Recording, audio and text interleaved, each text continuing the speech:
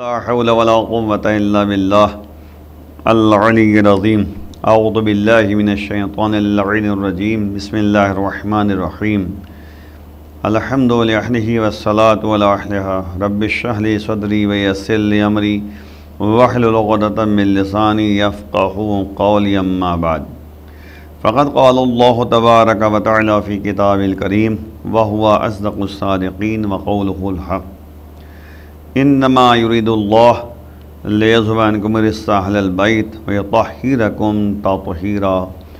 عزیزان گرامی، ایام عزائے فاطمیہ ہے جو واقعاً ایک روایت کے مطابق 13 جمادی الاولیٰ ان کی شہادت دن ہے، اور ایک روایت کے مطابق جو ہے 3 جمادی الثانیہ ہے۔ تب آپ غور کریں کہ جو روایتیں ہیں اس کی بنیاد پر جو ہے جو علماء نے جو ہے 3 تاریخ کو زیادہ اہمیت دی ہے، 3 جمادی الثانیہ کو۔ شہزادی زہرہ مرضیہ کی فضیلتیں اگر دیکھی جائیں تو خود جو ہے قرآن نے بیان کیا ہے، خود نبی نے بیان کیا ہے، خود اہل بیت اطہار نے بیان کیا، یعنی بتایا ہے امام نے کہ ہمارے لیے جو ہے زہرہ مرضیہ جو ہے وہ حجت ہیں، وہ ہمارے لیے اسوہ ہیں، ہمارے نمونہ عمل ہیں۔ تو آپ غور کیجئے کہ امام نے شہزادی فاطمہ زہرا صلوات اللہ وسلم علیہا کو اسوہ قرار دیا ہے، نمونہ عمل قرار دیا ہے، حجت قرار دیا ہے۔ تو اب ہمیں ان کی فضیلت کو دیکھنا ہے، ان کے کردار کو دیکھنا ہے، ان کے عمل کو دیکھنا ہے کہ مختصر سی زندگی تھی 18 سال کی، لیکن فضیلتوں کا مجموعہ پایا جاتا ہے۔ آیت تطہیر ان کی شان میں اتری، آیت مودت ان کی شان میں ہے، سورہ کوثر ان کی شان میں ہے، سورہ دہر ان کی شان میں ہے۔ اس طرح کی بہت سی آیتیں ہیں جو فضیلتیں بیان کرتی ہیں، اور خود نبی نے جو ہے زہرہ مرضیہ کی فضیلتوں کا تذکرہ کیا ہے۔ اب اس سے بڑھ کے بات کیا ہو سکتی ہے کہ نبی نے فرمایا الفاطمۃ ام ابیہا، فاطمہ اپنے باپ کی ماں ہے۔ آپ منزلت کو دیکھیے کہ نبی اپنے یعنی یوں کہہ رہے ہیں کہ فاطمہ اپنے باپ کی ماں ہے، ام ابیہا کا لقب استعمال کیا ہے۔ تو اب آپ غور کیجئے کہ ام ابیہا جو کہا ہے، ماں کی فضیلت سب سے زیادہ ہوا کرتی ہے، تو نبی نے جو ہے ماں کا درجہ دیا۔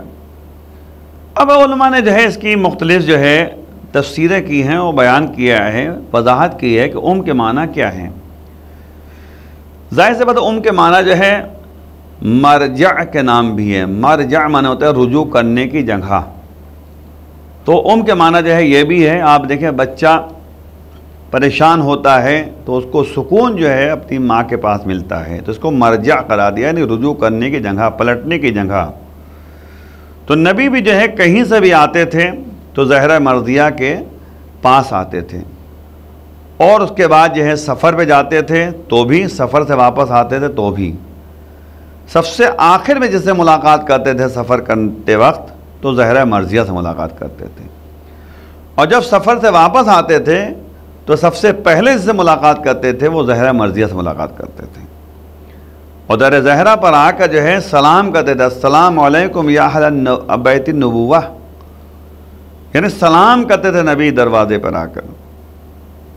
اور ظاہر سی بات ہے کہ یہ جو جملہ موجود ہے کہ الفاطمۃ بضعۃ منی من اذاھا فقد اذانی، فاطمہ میرے جگر کا ٹکڑا ہے، میرا جز ہے، جس نے فاطمہ کو اذیت دی اس نے مجھے اذیت دی، جس نے مجھے اذیت دی، مجھے پریشان کیا، اس نے اللہ کو پریشان کیا۔ تو آپ غور کیجئے کہ مرکز یعنی رضایت پروردگار قرار دیا ہے نبی نے زہرہ مرضیہ کو، اور کہا کہ رضا الفاطمہ رضا اللہ، سخط الفاطمہ سخط اللہ۔ فاطمہ کی رضایت جو ہے اللہ کی رضایت ہے، فاطمہ کی ناراضگی اللہ کی ناراضگی ہے۔ یعنی اگر زہرہ مرضیہ ناراض ہو گئیں تو پھر اللہ ناراض ہو جائے گا۔ آپ تاریخ میں پڑھیے اور دیکھیے، مطالعہ کیجئے کہ زہرہ مرضیہ کن سے راضی ہوتی ہیں، کن سے ناراض ہوتی ہیں۔ راضی انہی سے ہوتی ہیں جن کے اندر محبت اہل بیت موجود ہو، مودت کا حق ادا کرتے ہوں، صحیح معنوں میں ہے کردار معصومین ان کے پاس ہو۔ لیکن ناراض کس سے ہوتی ہیں؟ ناراض ان سے ہوتی ہیں جن کے پاس کردار معصومین نہیں ہے۔ ناراض ان سے ہوتی ہیں جنہوں نے حق کے علی کو ادا نہیں کیا۔ ناراض ان سے ہوتی ہیں جنہوں نے باغ فدق جو ہے، جو زہرہ مرضیہ کا حق تھا، اسے غصب کر لیا۔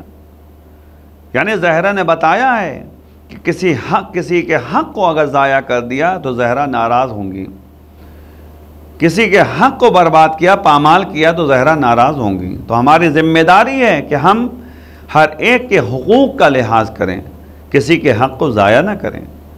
حق اللہ، حق النبی، حق ولی اور حق زہرہ مرضیہ، حق ائمہ طاہرین، حق الناس اور رشتہ داروں کا حق، یہ تمام حقوق جو ہے انسان پر عائد ہوتے ہیں۔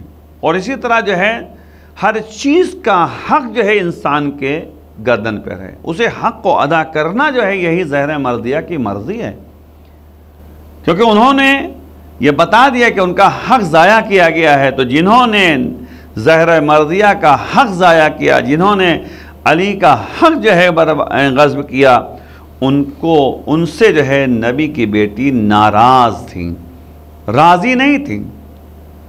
تو اب ہمیں ان تمام مسائل کو پیش نظر رکھنا چاہیے جس کے ذریعے زہرہ مرضیہ کی رضایت ہمارے لیے حاصل ہو جائے، ورنہ اللہ بھی ناراض ہو جائے گا۔ کیونکہ اللہ کی ناراضگی جو ہے فاطمہ کی ناراضگی، اللہ کی ناراضگی جو ہے فاطمہ کی ناراضگی میں ہے، اللہ کی رضایت جو ہے فاطمہ کی رضایت میں ہے۔ نبی نے یہاں تک فرما دیا کہ فاطمہ میرا جگر کا ٹکڑا ہے، جس نے اذیت دی اس نے مجھے اذیت دی، جس نے مجھے اذیت دی اس نے اللہ کو اذیت دی، اور جس نے اللہ کو اذیت دی وہ بہرحال جو ہے کفر کے دائرے میں آ جائے گا۔ تو اس لیے نبی کی بیٹی کی ناراضگی جو ہے وہ اللہ کی ناراضگی پیش نظر ہے۔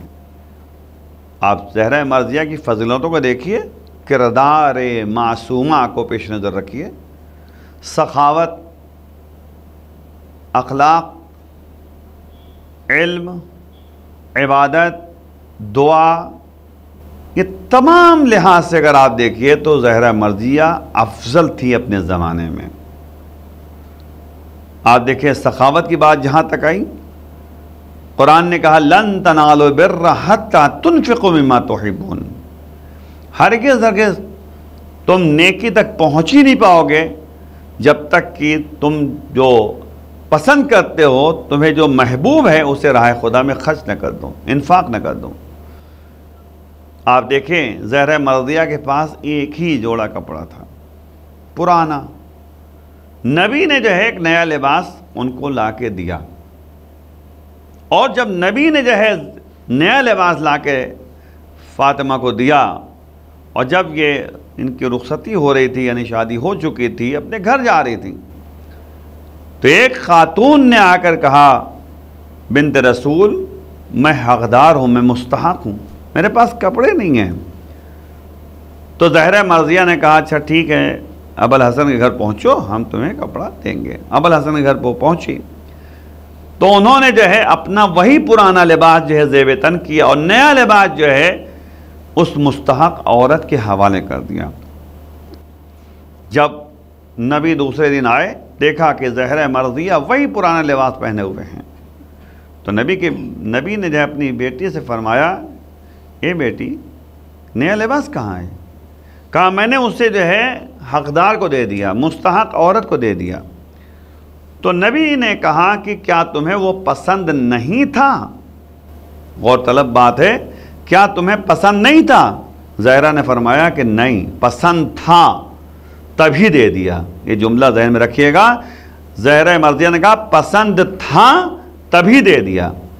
جب یہ جملہ کہا تو اب یہ بات طے ہو گئی کہ جو اپنے لیے پسند کرتے ہو دوسروں کے لیے پسند کرو، جو اپنے لیے پسند نہیں کرتے وہ دوسروں کے لیے پسند نہ کرو۔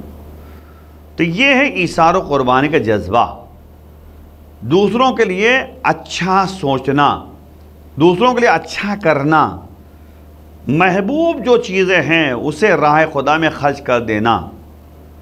آپ اس سے بڑھ کے بات ہوتا ہے، سورہ دہر اٹھا کے دیکھیے، سورہ دہر میں جو ہے اس بات کا تذکرہ پایا جاتا ہے وَيُطْعِمُونَ الطَّعَامَ عَلَىٰ حُبِّهِ مِسْكِينًا وَيَتِيمًا وَأَسِيرًا۔ اہل بیت اطہار وہ ہیں جنہوں نے جو ہے اللہ کی محبت میں اور اس حالت میں جبکہ ان کے لیے وہ روٹیاں جو ہیں محبوب تھیں، اللہ کی راہ میں انہوں نے خرچ کر دیا، کھانا کھلایا مسکین و یتیم و اسیر کو۔ آپ غور کریں، صبح سے شام تک روزے میں یہ سب کے سب موجود تھے، روزے دار تھے، شام کو جو ہے روٹیاں پکی ہیں، ضرورت تھی، ظاہر سی بات ہے اس سے روزہ کھولنا تھا، دن بھر جو ہے بھوکے تھے، روزہ رکھا ہوا تھا، اب شام کے وقت جو ہے مغرب کے بعد انہیں روزہ کھولنا تھا۔ جیسے جو ہے روٹیاں جو ہیں نکالی گئی کھانے کے لیے، مسکین کوئی ہے مجھے دے دے، دے دیا سب نے۔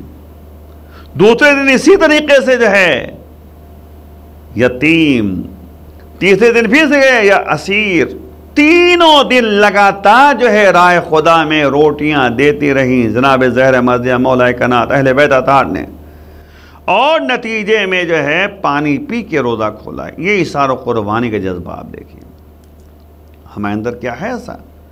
ہم کیا سیرت ائمۃ ہند اپناتے ہیں؟ کیا ہم جو ہے سیرت زہرہ کو دے پیش نظر رکھ رہے ہیں؟ جناب زہرہ مرضیہ نے آپ سے یعنی فرمایا کہ حبب الی من دنیاکم ثلاث، میرے نزدیک اس تمہاری دنیا سے تین چیزیں زیادہ پسند ہیں۔ نمبر ایک، نبی کے چہرے کو دیکھنا، نمبر دو، تلاوت قرآن کریم، نمبر چار، الانفاق فی سبیل اللہ۔ جناب زہرہ مرضیہ نے تین باتوں کی توجہ دلائی ہے۔ ایک، نبی کے چہرے کو دیکھنا، نبی کی زیارت کرنا، دوسری جو ہے قرآن کی تلاوت، تیسری چیز جو پسند ہے وہ راہ خدا میں خرچ کرنا۔ آپ دیکھیے تینوں دن جو ہے اللہ کے راہ میں انہوں نے جو ہے روٹیاں تقسیم کی، خرچ کر دیا، انفاق کیا۔ اسی سورہ دہر میں جو ہے اہل بیت کے زبانی پروردگار جو ہے تذکرہ کر رہا ہے، انما نطعمکم لوجہ اللہ لا نرید منکم جزاء ولا شکورا۔ ہم اہل بیت اطہار وہ ہیں جو تمہیں کھانا کھلاتے ہیں، نہ تم سے شکریہ کے طلبگار ہیں نہ جزا کے طلبگار ہیں۔ آپ غور کریں، یہ اللہ کے راہ میں انفاق کیا ہے تو اللہ کی مرضی کے لیے کیا ہے، اللہ کی رضایت کے لیے کیا ہے، انہیں جو کچھ جزا چاہیے وہ اللہ کی جانب سے چاہیے۔ اللہ نے بھی یہ فرمایا کہ جزاء مشکورا، ان کی جزا جو ہے وہ قابل شکر ہے، قابل شکر ہے، لائق احترام ہے، لائق عظمت ہے۔ یہ تمام چیزیں جو ہے ہمیں قرآن سے مل رہی ہیں۔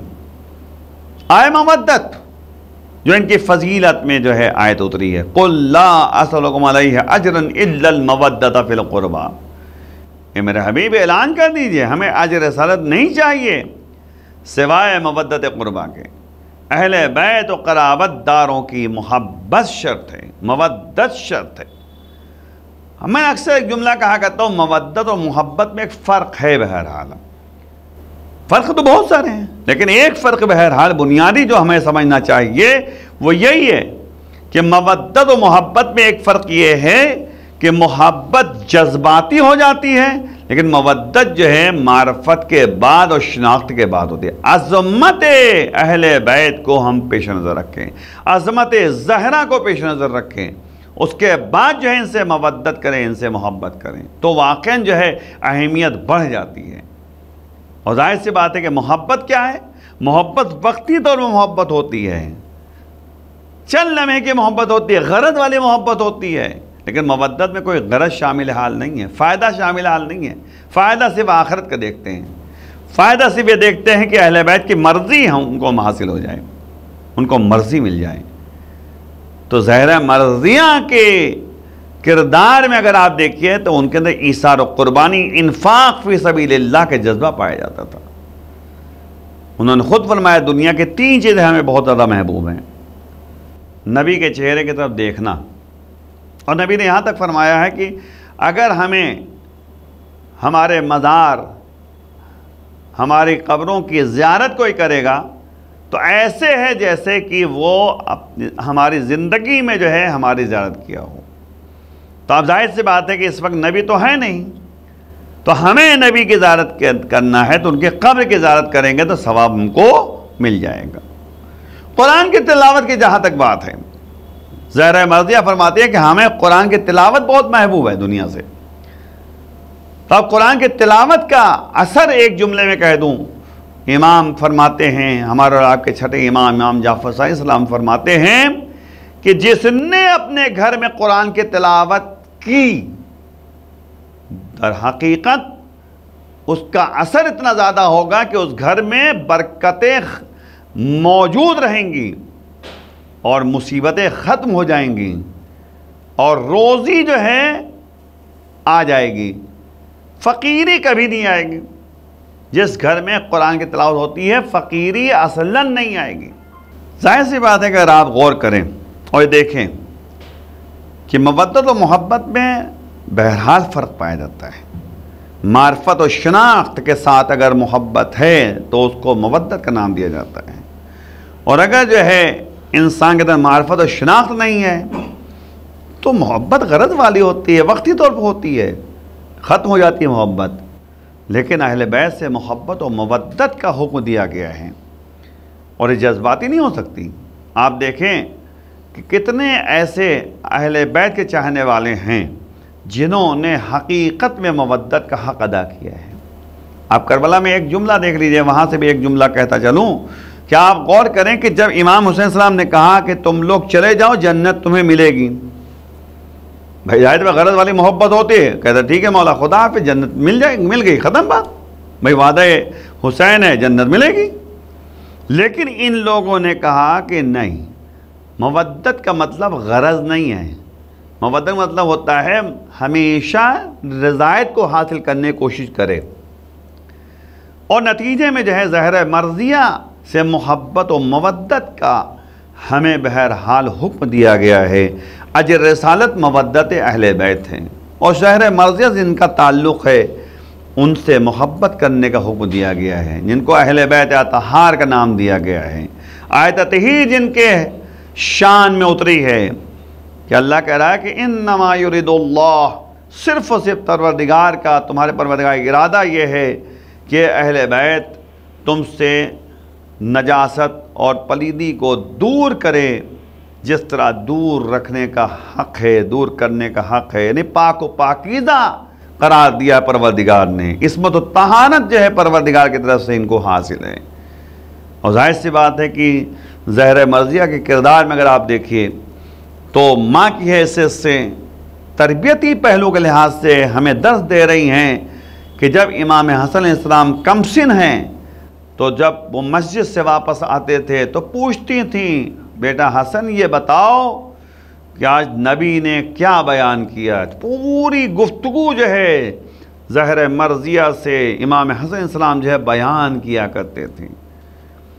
آپ جو ہے زوجہ کے لحاظ سے اگر آپ دیکھیے تو مولا کائنات سے جب نبی نے پوچھا تھا کہ فاطمہ کو کیسا پایا ہے تو پھر فرمایا تھا مولا کائنات نے کہ نعم العون فی العبادہ، عبادت پروردگار میں بہترین مددگار۔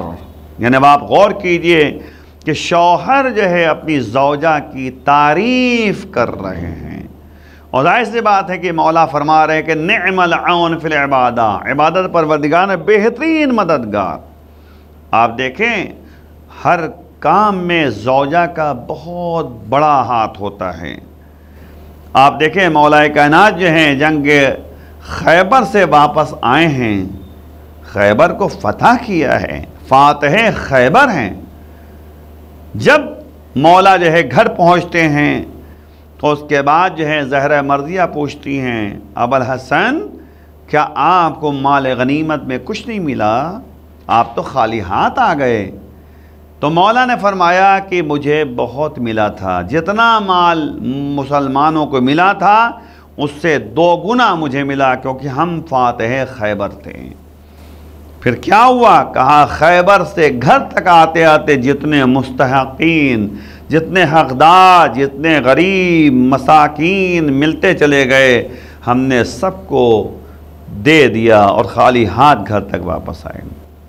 آپ بتائیے کون سی زوجہ ایسی ہے جو اس طریقے سے کوئی نہ کوئی اعتراض کر بیٹھے؟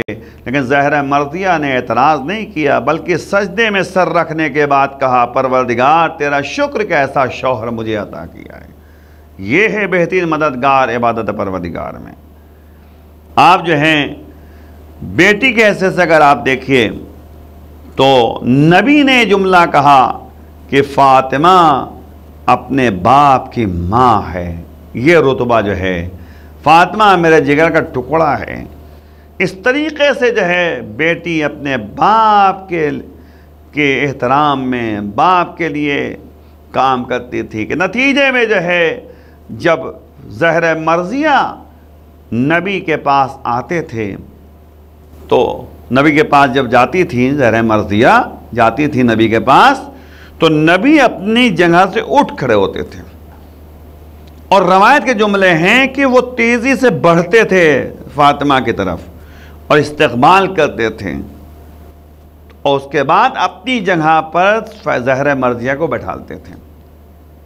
آپ اس فضیلت کو دیکھیے آپ، اور خود زہرہ مرضیہ کی ذاتی جو ہے زندگی میں اگر آپ دیکھیے، عبادت پروردگار میں، دعا کرنے میں، رات بھر عبادت کر رہی ہیں زہرہ مرضیہ، اور اپنے لیے دعا کچھ نہیں مانگ رہی ہیں، دوسروں کے لیے دعائیں مانگ رہی ہیں۔ اب اس کے بعد جو ہے امام حسن السلام جو ہے صبح سویرے پوچھتے ہیں کہ مادر گرامی میں دیکھتا رہا کہ رات بھر آپ عبادت کرتی رہی لیکن اپنے لیے دعا نہیں مانگی۔ کہا اول جار ثم الدار، پہلے پڑوسی پھر گھر۔ آپ غور کریں کہ یہ بتانا کیا چاہ رہی ہیں زہرہ مرضیہ؟ بتانا چاہ رہی ہیں کہ تم دوسروں کا خیال کرو، اللہ تمہارا خیال کرے گا، تم دوسروں کے لیے دعائیں مانگو، اللہ تمہاری دعا قبول کرے گا۔ تو ہمیشہ دوسروں کے لیے جو ہے کام انجام دو، دوسروں کے لیے کرو گے، اللہ تمہارے لیے جو ہے کام ہموار کرے گا۔ تو ایثار و قربانی کا جذبہ پایا جا رہا ہے۔ فضیلتوں میں اگر آپ دیکھیے، اگر صدیق طاہرہ جو ان کا لقب ہے، زبان سے اگر نکل گیا کہ اے بچوں تمہارے کپڑے درزی کے ہیں، میں اکثر ایک جملہ کہا کرتا ہوں، صدیق طاہرہ کی زبان سے یہ جملہ نکلا تھا، اللہ نے رضوان جنت کو درزی بنا کر جو ہے در زہرہ پر بھیجا ہے۔ اور جب دق الباب کیا رضوان جنت نے تو اس کے بعد پوچھا کون؟ کہا میں انا خیاط الحسنین، میں حسنین کا درزی ہوں۔ آپ غور کیجئے، یہ نہیں کہا رضوان جنت کہ میں فرشتہ ہوں، اللہ نے مجھے کہا ہے کہ جا کپڑے دے آؤ، نہیں، کہا میں خیاط ہوں حسنین کے لیے، میں درزی ہوں حسنین کے لیے۔ آئے اللہ نے جو ہے صدیق طاہرہ کی زبان سے جو جملہ نکلا تھا اسے اللہ نے پورا کیا۔ اور اسی لیے آپ دیکھیے اہل بیت اطہار کے سلسلے میں جو ہے پروردگار کہہ رہا ہے کہ ان کی مشیت اللہ کی مشیت، اللہ کی مشیت ان کی مشیت، یعنی جو اللہ چاہتا ہے وہ اہل بیت چاہتے ہیں، جو اہل بیت چاہتے ہیں وہ اللہ چاہتا ہے۔ یعنی ایک رابطہ ایسا ہے اہل بیت اطہار کا اللہ کی نسبت کہ اللہ نے سے اتنے قریب ہیں کہ اللہ کی مرضی کو وہ جانتے ہیں اور اللہ ان کی مرضی کو جانتا ہے۔ اور نتیجے میں جو ہے اسی لیے آپ دیکھیں نبی کو اللہ نے مالک جنت بنایا ہے، زہرہ مرضیہ کو خاتون جنت بنایا ہے، علی کو قسیم نار و جنت بنایا ہے، حسن و حسین کو جوانان جنت کے سردار بنایا ہے۔ یعنی یہ مرتبہ اللہ نے ادا کیا ان لوگوں کو، اور نتیجے میں جو ہے یہ عصمت و طہارت کے پیکر ہیں جن کے اندر ذرہ برابر بھی تصور گناہ نہیں ہے، سوچتے بھی نہیں ہیں، عصمت و طہارت کے پیکر ہیں، معصومین ان کا لقب ہے، یہ معصوم ہیں، اللہ نے انہیں عصمت و طہارت عطا کیا ہے۔ اور ظاہر سی بات ہے کہ قرآن نے ان کی فضیلتوں کا تذکرہ مختلف طریقوں سے کیا ہے۔ سورہ دہر میں آپ دیکھیے، آپ کے سامنے میں نے بتایا کہ آیت تطہیر آپ کے سامنے ابھی تلاوت کی، آیت مودت کی تلاوت کی، خود من یعظم شعائر اللہ فإنہا من تقوی القلوب، جو بھی شاعر اللہ کی عظمت کا قائل ہو جائے گا وہ دل کی پاکیزگی کا سبب بنے گا۔ تو ظاہر سی بات ہے، آپ غور کریں، تمام باتوں کو میں نے آپ کے سامنے بیان کیا، ایک جملہ ذہن میں رکھیے اور ہمیں رکھنا چاہیے کہ ہم عزائے فاطمیہ کا احترام کریں اور زیادہ زیادہ ہو سکے ہم مجلس کریں، ماتم کریں، اور نتیجے میں جو ہے ہم یاد زہرا میں اپنے کو پیش نظر رکھیں اور سامنے رکھیں، تاکہ ہم یہ بیان کر سکیں کہ ہم آج جو ہے زہرا کی سوگوار ہیں، زہرا کے لیے، اور مجلس ہم برپا کر رہے ہیں، ان کی یاد میں ہم زندگی بسر کر رہے ہیں۔ تو عزائے زہرہ مرضیہ ہمیں منانا ہے اور نتیجے میں جو ہے ان کی سیرتوں کو پیش نظر رکھ کے اس پر عمل کرنے کی کوشش کرنا ہے۔ وآخر دعوانا الحمدللہ رب العالمین، والسلام علیکم ورحمۃ اللہ وبرکاتہ۔